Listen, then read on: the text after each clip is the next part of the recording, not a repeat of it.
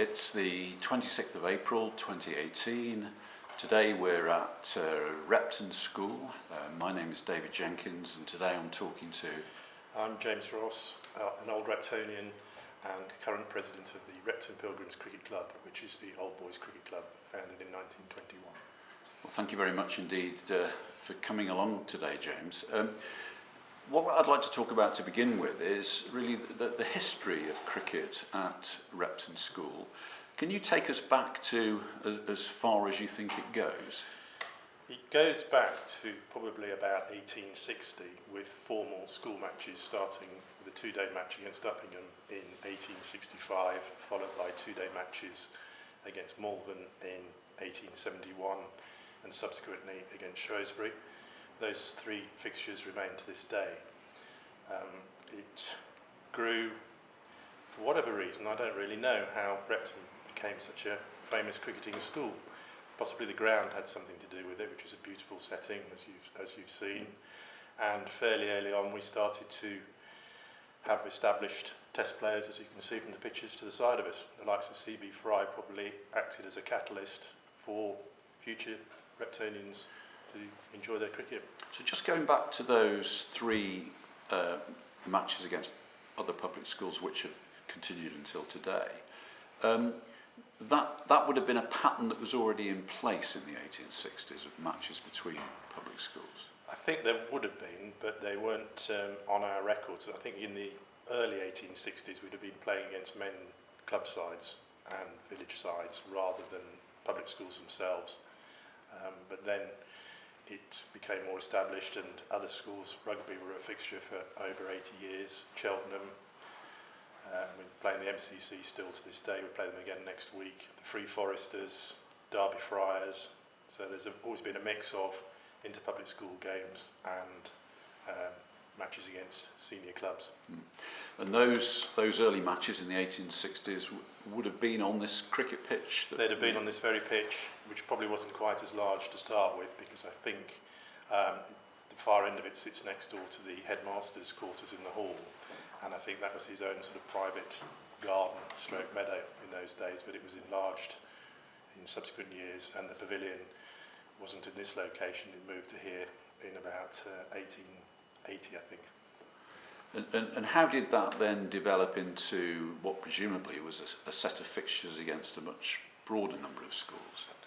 It's quite an interesting one, isn't it? Because travel in those days would have been a lot harder. To play a two-day fixture, would have gone to Willington Station, I'd imagine, and then the rail network would have taken them to Uppingham, to Rugby, to Malvern. So it was quite a thing to do that. But they became established, the Malvern and the Shrewsbury fixtures of football as well. Shrewsbury still exists to this day. So I think there's very strong rivalries that have gone on now for over 150 years. And just tell us a little bit then about the early big names of cricket that have come through Repton, sort of some of the 19th century players. Well, the first one was F.G.J. Ford, who's just to the side of us here. He went on to play for Cambridge University, Middlesex, and played for England in the Ashes. He was followed by C.B. Fry, who's possibly the most famous, not only cricketer, but all-round sportsman that's possibly ever been. I don't think we'd see his like again, where he played cricket for England, captained them in the Ashes, played for Hampshire and Sussex. He played for Southampton in the FA Cup final. He played 2 games of football for England, and for about a year he held the world long jump record. And he was also a distinguished scholar, so quite how he managed to fit it all in, I don't know. Yes. And a sort of glorious amateur as well. Yes. And then, as we've got in front of us here, Lionel Palleray, he went on to play for Somerset and England as well, with Fry in the same England side. And his brother Richard Palleray went on to also play first-class cricket for Somerset and became assistant manager on the famous or infamous Bodyline tour. Other distinguished cricketers of that early era, R.A. Young, he kept wicket for England again in the Ashes. We didn't quite have 3 in the same Ashes series. I think on 2 occasions we had 2. It would have been quite something to have 3 from the same school in an England team.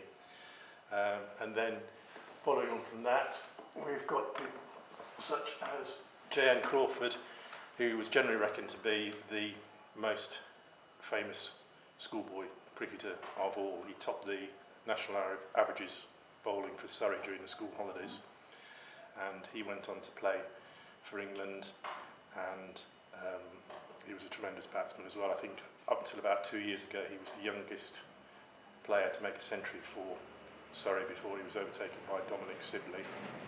Somehow he drifted out of the game. He went to Australia for reasons never quite understood, and I think he was asked if he would like to play for Australia, but he hadn't got the necessary residential qualifications, and then subsequently he also played in New Zealand, and I think the same question was asked there, but he seemed a bit of a premature loss to the national side and to Surrey. So as you outline those well-known names from over 100 years ago, that they went off and played for a whole range of different counties. Was there any link between Repton School, its cricket, and Derbyshire County Cricket Club? Is it? I don't know if there's a specific link, but obviously the proximity of the two must have played a part. And looking at the records, Repton have had 154 first-class cricketers, which is the 9th highest total of any school. And I think out of those 154, 24 have played for Derbyshire. 2 of them have been captain, Donald Carr and Guy Willett.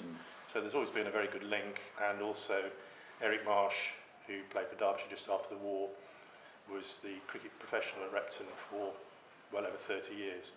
So there's been strong links, and there still is to this day, with the likes of Tom Poynton, Chris Paget and Ross Whiteley in recent times having played for Derbyshire. And then just a bit of social history really. Tell us a little bit about the impact of 2 world wars on the school, on cricketers, and I notice here that we've got, in honour of one player, an annual award that's given for batting. Well, I think, as with many schools, the impact of the First World War was fairly substantial. There's a memorial in the school for 355 boys who lost their lives in the First World War. Some of them were very distinguished cricketers who might have gone on to a much higher level, most particularly the room that we're sitting in now. John Howe was reckoned to be the best batsman of his generation as a schoolboy, scoring regular runs. He had a trial with Surrey, would have, they reckon, gone on and opened the batting with Jack Hobbs and played for England. Sadly, on his first day of action at Ypres, he was lost and never to be found. His name's on the Menin Gate now, and that's, in his memory, his mother dedicated this room to John Howe, and on an annual basis there is, in his memory, the John Howe Bat, which is awarded by the members of the current first 11 to the member of their team that they think has given the best performances and contributed the most to the team during that season. And as you will see, there are some famous names: Donald Carr, Dick Sale of Derbyshire fame, Guy Willett, Richard Hutton, Charles Fry, recently president of the MCC, grandson of C.B. Fry. So, Second World War, difficult to say. There wasn't a huge amount of cricket played, I think, during those times into schools and whatever, because probably the worry, some of the schools got moved away from their original places, like Malvern went to Harrow, bizarrely, closer to London. You'd have thought they'd have moved in the opposite direction, so it would have been harder to play matches. I think I'm right in saying that Malvern was played Repton at Blenheim Palace during the war, but not quite the same impact of loss of lives as obviously the First World War.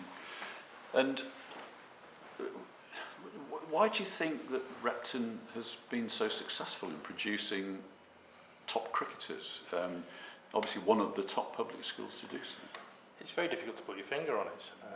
I suppose, like a lot of these things, a snowball effect and reputation, and a lot of people who are distinguished cricketers in the Repton 11s are sons of famous cricketers, or famous cricketers have decided, such as Sir Leonard Hutton, to send his 2 boys here.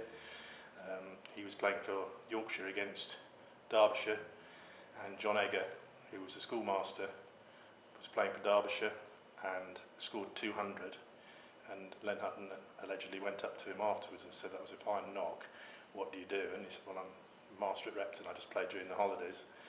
And he said, "Well, I'm looking to send my two boys somewhere. This is obviously the place to go. This is the stature of the masters who run cricket." So I think that's probably had a lot to do with it, the quality of people running the cricket and the lovely setting that the ground sits within. Yes. And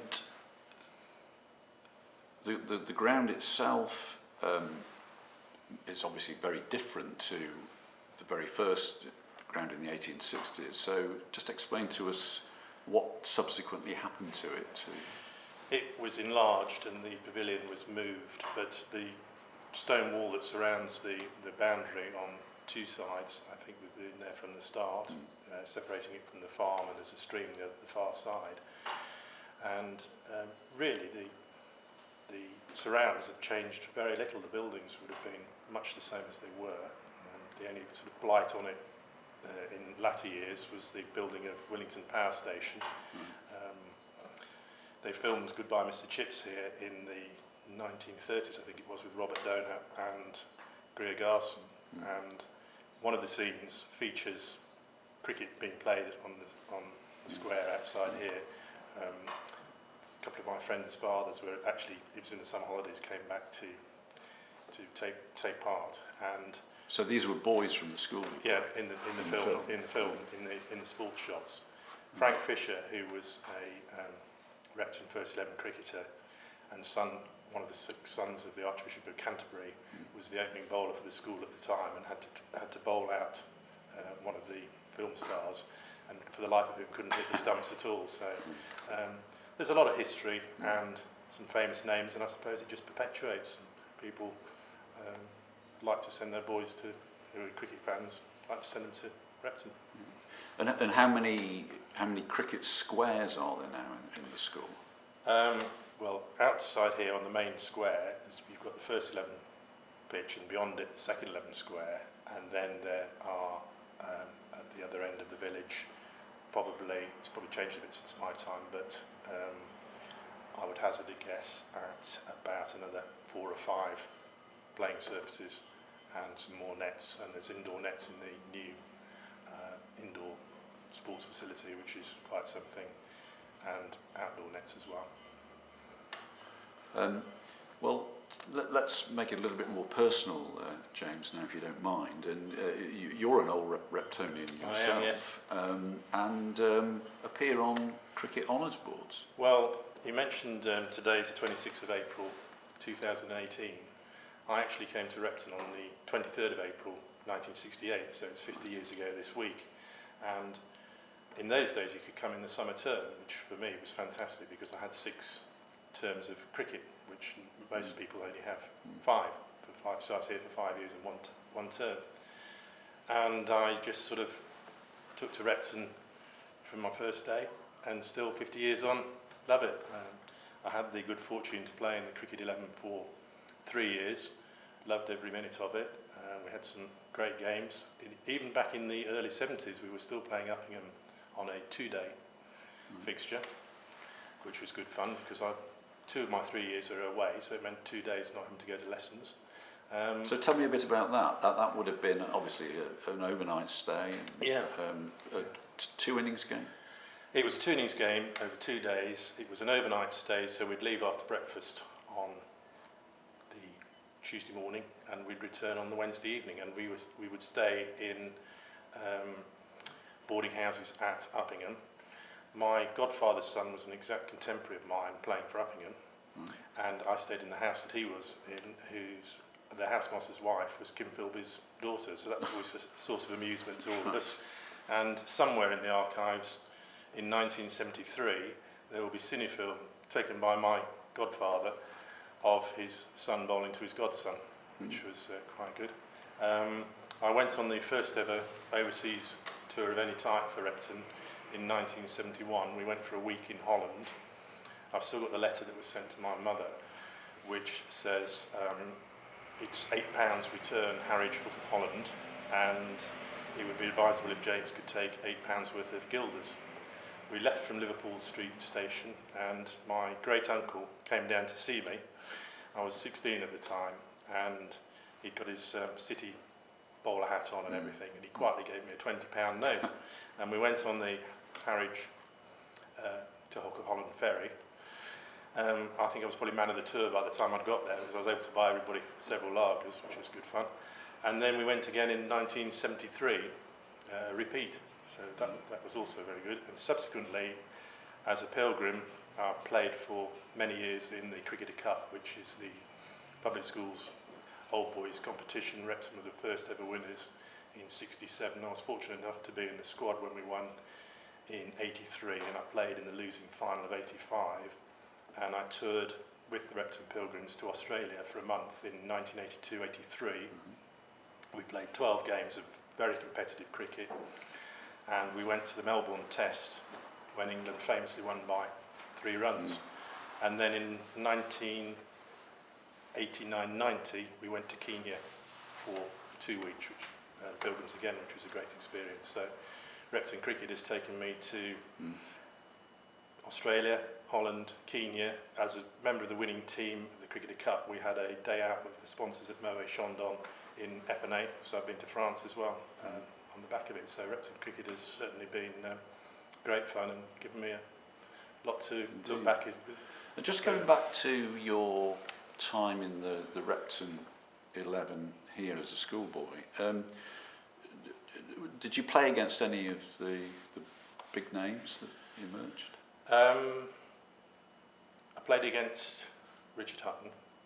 I played against, my second ever game for the first 11 was against the MCC, and Morgan of Derbyshire was bowling. I played against Tim Lamb, who went on to play for Middlesex and was secretary of the ECB. He played for Shrewsbury. I played against Ivan Johnson, who played for Worcestershire for a time, was a very good cricketer, and 1 or 2 others who played county cricket. And then subsequently in the Cricketer Cup, I started scoring when I was 14 for the Pilgrims, and the Cricketer Cup matches played here on a Sunday, and our housemaster used to get 4 of us to score, 2 doing the book and 2 doing the tally. And I actually scored probably one of the most famous dismissals in Repton Pilgrims history, when Colin Cowdrey was playing for Tunbridge, and he was caught bowled Hutton to slip, and I've actually wrote that in the book. And then afterwards, Colin Cowdrey had been at Brasenose College, Oxford, with my housemaster, Mike Charlesworth, and he brought the 4 of us downstairs in the pavilion here to meet him, and he was absolutely charming. Hello, James, nice to meet you. Which team are you in? I'm in the under 15s, sir. Are you having a good season? Well, and so that was a real thrill. And then subsequently to play in the tournament and play against some other top players has been a great privilege, and that's why I love Repton cricket so much. Well, what a lovely story to complete our discussion. Thank you very much indeed, James. Thank you.